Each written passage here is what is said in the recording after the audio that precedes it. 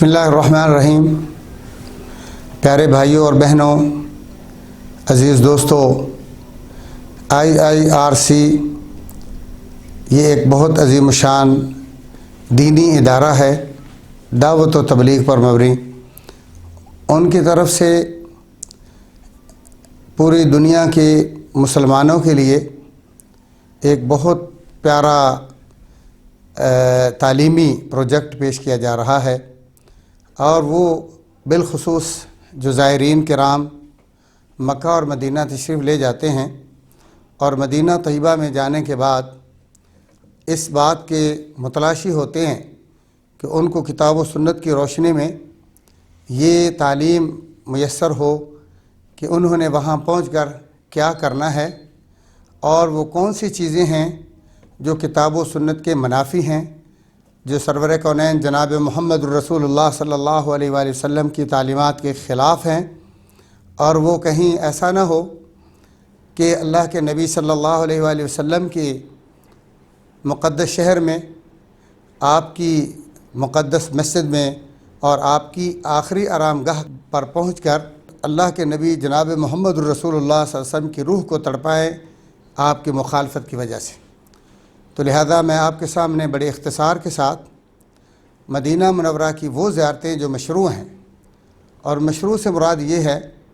کہ جن زیارتوں کی وجہ سے انسان کو ثواب ملتا ہے، یا وہ زیارتیں جو باعث اجر و ثواب ہیں۔ ویسے تو آدمی سیر و تفریح کرتا ہے، بہت ساری چیزیں دیکھتا ہے، ہر چیز کے دیکھنے سے ثواب نہیں ملتا، ہر چیز کے وزٹ اور زیارت سے اجر نہیں ملتا، لیکن جن چیزوں کے دیکھنے، جن کی زیارت کرنے سے ثواب ملتا ہے، جو مشروع ہیں، وہ ٹوٹل 5 ہیں۔ مدینہ منورہ میں مشروع زیارتیں ٹوٹل کتنی ہیں؟ ٹوٹل 5 ہیں۔ سب سے پہلے مسجد الرسول صلی اللہ علیہ وآلہ وسلم، مسجد نبوی الشریف، اور اس کے بعد دوسری جگہ جو ہے وہ مسجد قباء ہے۔ یعنی مدینہ میں صرف 2 مسجدیں ہیں جو زیارت کے قابل ہیں، اور اس کی دلیل یہ ہے کہ رسول اللہ صلی اللہ علیہ وآلہ وسلم نے فرمایا ہے، لا تشد الرحال الا الى 3 من المساجد، 3 مسجدوں کے علاوہ عبادت کی غرض سے، نیکی کی غرض سے رخت سفر نہ باندھا جائے۔ اور وہ 3 مسجدیں کون سی ہیں؟ مسجد حرام، مسجد رسول صلی اللہ علیہ وسلم، مسجد نبوی اور مسجد اقصی۔ اور مسجد قباء کے بارے میں رسول اللہ صلی اللہ علیہ وآلہ وسلم کی حدیث ہے کہ جو بھی شخص اپنے گھر سے، یعنی مدینہ منورہ میں رہتے ہوئے، اپنی قیام گاہ سے، اپنے ہوٹل سے، اپنے رہائش سے باوضو ہو کر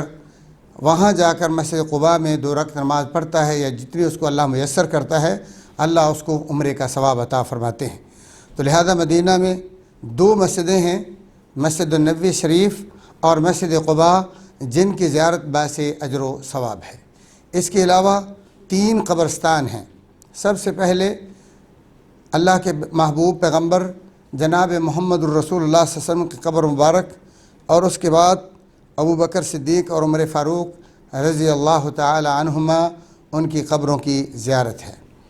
تو یہاں پر یہ بھی یاد رکھیں کہ جب ہم قبروں کی زیارت کے لیے جائیں گے تو وہاں ہمارے ملکوں میں زیادہ تر یہی سننے میں ملتا ہے کہ واعظین کرام منبر و محراب سے یہ بیان کرتے ہیں کہ آپ صلی اللہ علیہ وسلم کی دائیں طرف ابو بکر صدیق اور بائیں طرف عمر فاروق آرام فرما رہے ہیں۔ حالانکہ قطعاً یہ بات درست نہیں ہے، یہ دائیں بائیں کا مسئلہ حقیقت کے خلاف ہے۔ حقیقت میں کیا ہے کہ جب آپ اللہ کے رسول صلی اللہ علیہ وآلہ وسلم کی قبر مبارک کی طرف تشریف لے جائیں گے تو آپ کی لیفٹ سائڈ پر 3 جالی آتی ہے جو آپ کے گھر کو کور کیے ہوئے ہیں، جو آپ کی رہائش ہے، جو آپ کے حجرات ہیں، امہات المؤمنین کے گھر تھے، ان کے سامنے جالیاں لگی ہوئی ہیں۔ تو جو 3 جالیاں ہیں ان میں پہلی اور تیسری بالکل خالی ہے، ان میں کوئی قبر نہیں ہے۔ جو سینٹر والی جالی ہے اس میں 3 قبر ہیں، اور اس طرح ہیں، اسی پوزیشن میں جیسے یہ آپ کے سامنے میری 3 انگلیاں ہیں۔ اللہ کے رسول صلی اللہ علیہ وآلہ وسلم کی قبر مبارک اس طرح ہے، اس پوزیشن میں ہے کہ آپ کا سر مبارک اس طرف ہے اور پاؤں مبارک اس طرف ہیں جو بقیع قبرستان کی طرف ہیں، اور آپ کا چہرہ انور قبلے کی طرف ہے،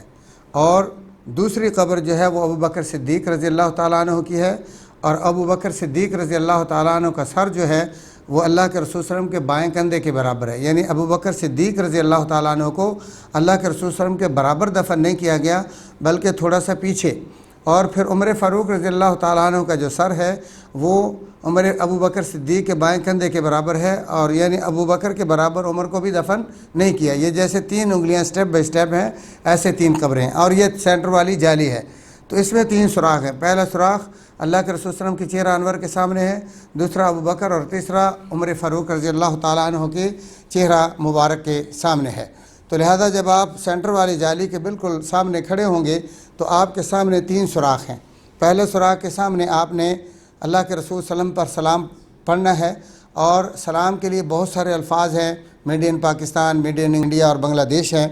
اور کچھ وہ الفاظ ہیں جو جناب محمد الرسول اللہ صلی اللہ علیہ وآلہ وسلم کی زبان اطہر سے نکلے ہیں، اور تقریباً ہر امتی وہ لفظ جانتا ہے، لیکن ان کو ضرورت تھی رہنمائی کی، تو میں آپ کو آج یاد دلا دیتا ہوں۔ جب آپ نماز میں التحیات للہ والصلوات والطیبات پڑھتے ہیں تو اس کے آگے آپ پڑھتے ہیں السلام علیکہ ایھا النبی ورحمۃ اللہ وبرکاتہ۔ تو یہ سلام کے الفاظ آپ پڑھیں جو پیور ہیں، خالص ہیں، اور صحابہ یہی پڑھا کرتے تھے، یعنی اللہ کے نبی صلی اللہ علیہ وآلہ وسلم کے چہرہ انور کے سامنے جو سوراخ ہے وہاں آپ بڑے ادب سے کھڑے ہوں اور پڑھیں السلام علیکہ ایھا النبی ورحمۃ اللہ وبرکاتہ۔ پھر آپ تھوڑا سا آگے بڑھیں، اور وہ سوراخ جو حضرت ابو بکر صدیق رضی اللہ تعالیٰ عنہ کے چہرہ انور کے سامنے ہے وہاں پڑھیں السلام علیکہ یا ابا بکر ورحمۃ اللہ وبرکاتہ۔ اور تیسرا جو سوراخ عمر فاروق رضی اللہ تعالیٰ عنہ کے چہرہ مبارک کے سامنے ہے وہاں پڑھیں السلام علیکہ یا عمر ورحمۃ اللہ وبرکاتہ۔